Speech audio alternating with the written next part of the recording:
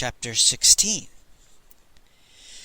There is no point in dwelling on my emotions regarding Grief of Dawn. But when I lay awake at night, I passed the hours by planning for the day when she would be well, and Master Li would take her for his wife. The Mings had quite a large shed at the rear of their house. Would they need it now that great-grandfather was dead? We could buy it, and I knew how to lever it up and move it over to the shack, and I could fix it up as quarters for me and any guests. It would be a great comfort to work out every last detail of such things, and eventually I would drift off and dream about it. We made one stop before reaching Master Li's destination. It was at Unicorn Hall, which is a rather sad commentary about earthly glory.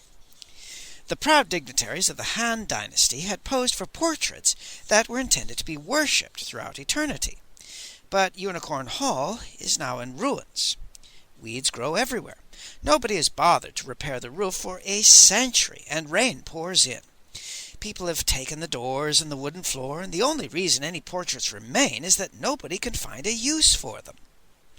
Emperor Wu Ti's portrait was still intact, and even a flattering artist couldn't disguise the fact that he looked more like a bull than a man. The Laughing Prince's portrait was like the one at the estate, with the same strangely unfocused eyes. Master Li wasn't interested in the prince, however. He had come to take a close look at the prince's wife, Tao Wan. "A friend of mine, dead for at least 60 years, once told me something interesting about Tao Wan," Master Li said. "He said that she may have been the only aristocrat to wear a hairpin that had a point fashioned from a simple stone, in the style of poor peasants, and yet in all other matters she had been a spendthrift of classic proportions." The young lady who gazed from the portrait was very beautiful, although I couldn't tell how much was real and how much was flattery. Her hair was secured by a single long pin, and the tip of it was just visible. Master Li studied it with his nose no more than an inch from the surface. "That's what I meant," he muttered. "It's stone, all right, and the artist wouldn't have dared to toss in a sarcastic touch." He turned and started back down the path. "Remember the words of Su Ma Qian?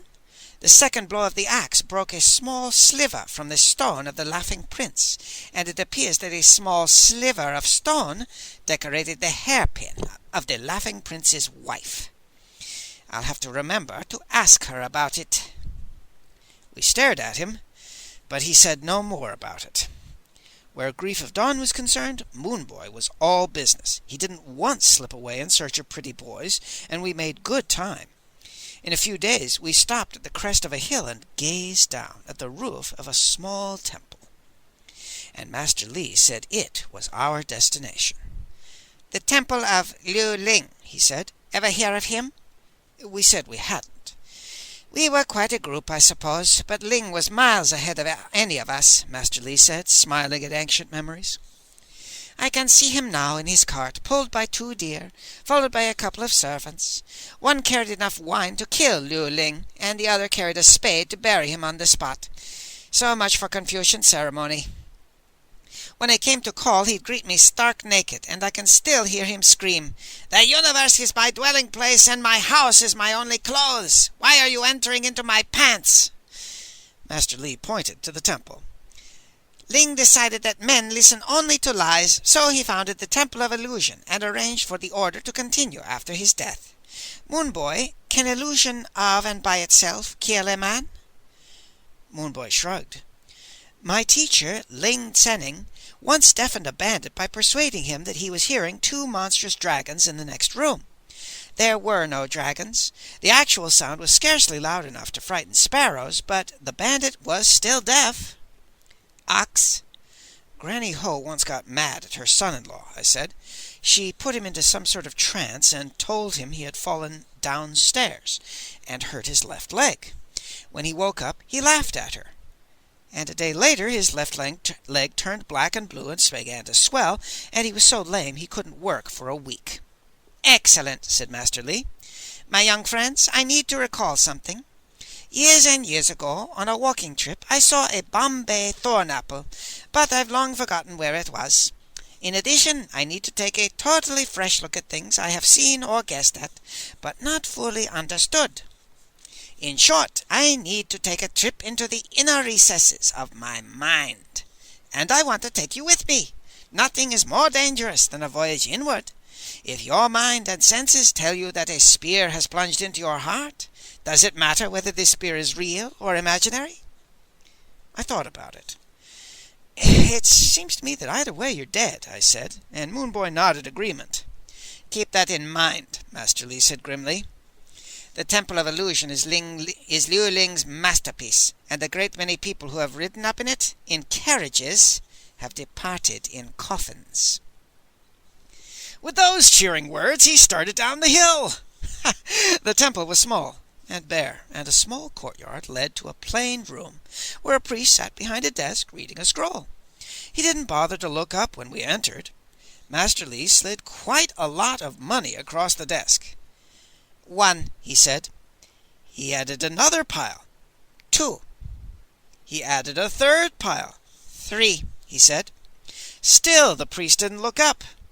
But he rang a bell, and another priest entered and led us to a small room that contained only a row of pallets on the floor and a single plaque on the wall. I was rather surprised. I had expected mysterious music and thick incense and all the other trappings of mumbo-jumbo, but apparently the illusions of Liu Ling didn't need any embellishment. The plaque was in simple script. I could read, and I studied it with interest. Butterfly Dreams. Chuang Tzu said, "Once I dreamed myself to be a butterfly, floating like petals in the air, happy to be doing as I pleased, no longer aware of myself. But soon enough I woke, and then, frantically clutching myself, Chuang Tzu I was. I wonder, was Chuang Tzu dreaming himself to be the butterfly? Or was the butterfly dreaming itself to be Chuang Tzu? Of course, if you take Chuang Tzu and the butterfly together, there is a difference between them. But is not the difference only the illusion of material form?" The silent priest reappeared with 3 cups of wine and 3 small bowls, and he gestured that we should eat and drink. Master Li ate the stuff in his bowl with the air of a connoisseur. "I don't know what they put in the wine, but this is devil's ears, the most powerful of hallucinatory mushrooms," he said nonchalantly. Then he turned and pointed to the plaque. "Chuang Tzu once made a meal of devil's ears. Then he had a vision that explained all the perplexing problems of mankind, and he wrote it down. When he came to himself, he eagerly grabbed the paper, and this is what he read. Sheep's groom couples with bamboo that has not sprouted for a long while and produces green peas plants. Green peas plants produce leopards, and leopards produce horses, and horses produce men. Men in time return to sheep's groom. Wraps it up rather neatly, don't you think?" I choked on my mushroom. Moonboy managed to eat his, so I followed suit, and then I clapped one hand to the top of my head and the other to my toes, and waited for my hands to either spread apart or slam together.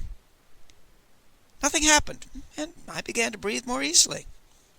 The silent priest came back in and gestured for us to follow, and walked through a door into a garden. I gazed with disbelieving eyes at the shadows. The angle of the sun told me that it was at least the double hour of the horse. It had been early morning when we entered. Somehow nearly 4 hours had vanished. What had happened to them? Master Li didn't seem to be perturbed. He was trotting toward a small round pool of water in the center of the garden, and there was a happy smile on his face. As I came closer, I saw something white at the bottom, and then I realized that a human skull was grinning up at us. "Ling, dear old friend, you're certainly looking splendid today," Master Li said. Moonboy and I very nearly toppled over. There wasn't a breath of wind, yet a tall patch of reeds at the back of the pool suddenly sprang into motion. Bending, arching, jabbing, thrusting, it was calligraphy. The reeds were writing in the air. "Li Kao, you were born to be hung." "You mean hanged," Master Li said sweetly. "I mean the gallows." The reeds began moving so fast I had trouble keeping up, but I gathered that the late Liu Lang was saying that the flaw in Master Li's character couldn't be explained by loathsome percentage alone, and in a previous incarnation Master Li must have been a hyena or a scorpion, or even the East Idiot ruler of South Sea. The reeds became quite agitated as they reviewed that gentleman's career. "And they cut off their hands and feet?" "No, I couldn't have been the East Idiot ruler of South Sea," Master Li said thoughtfully. "I would have cut off their noses as well." "Burned right down to the ground." "If you must do something, do a thorough job," Master Li said. "Every last man, woman, and child." "Wasteful. Some of those girls must have been pretty. Ling, old friend, I hate to be overly critical, but was it wise to surround yourself with nothing but water?" said Master Li. He pulled out his flask and splashed wine into the pool, and Moonboy and I clung together for support. The dark stain of wine had gathered itself into a spinning whirlpool, and the spout was reaching down through the water to the grinning mouth of the skull. The reeds were still. Then one moved. Burp. "This stuff is since your time," Master Li said. "It's called Haining Mountain Dew. What do you think of it?" The reeds went into action again. "Haining! Those clodhoppers make this excellent wine! I suppose even dung beetles have their talents. Speaking of dung beetles, has Belly Draft finished drinking himself to death?" "He's still working at it," said Master Li. "I tell his landlords that his liver is constructed from some kind of crystallized carbon, but they keep throwing him out because of the danger of spontaneous combustion." He poured more wine into the pool and had some himself. The reeds went waving again. "Who's the raving beauty and the carnival wrestler?" "This is my esteemed former client and current assistant, Number 10 Ox," Master Li said. "This is Moonboy, the world's foremost authority on sounds and bottoms like peaches." We stepped forward and bowed to the skull. The reeds moved. "Moonboy makes me wish I still had a bottom. But why bring young heroes to an old quack lying at the bottom of a pool?" Master Li took another sip of wine. "For one thing, I want Moonboy to look into a mirror," he said casually. Was it my imagination, or were the reeds moving warily? "What kind of mirror did you have in mind?" "The only one that matters," Master Li said. "Take care, Li Cow." "Others have made the trip," Master Li said. "I even hear that the Emperor came to you for a passport, and he's still in one piece." The reeds were quite agitated. Tang needed both divine intervention and an enormous bribe to get out. "Can you count on that kind of help? I can open the door, but once inside, you'd be on your own. And have the boys consented to such a journey?" Master Li glanced at us. I bowed to the skull. "Illustrious sir, where Master Li goes, I go," I said. "Most noble sage, the life of a girl named Grief of Dawn is involved, and I will go where I must," Moonboy said. The reeds were still, and when they moved, it was reluctantly. "So be it. Li Cow, give my love to Queen Fai Yen if you see her. Gods, her breath was like an orchid. And thank Li Po for leaving me his loaded dice." The water in the pool began to revolve. It swirled faster and faster, moving in concentric circles toward the center, and my eyes were drawn to the skull. A strange light was shining in the empty eye sockets, beckoning to me, and it seemed that the skull was growing larger and larger. White bones appeared to fill the sky, and the light pulled me forward, and I found myself walking through a huge eye socket. Master Li and Moonboy walked through the other one, and we were standing on a rocky ledge high on a mountain. Cold wind whistled around my ears, and in the distance an eagle screamed. "Marvelous effect," said Master Li. In front of us, set in the rock, was a bronze door.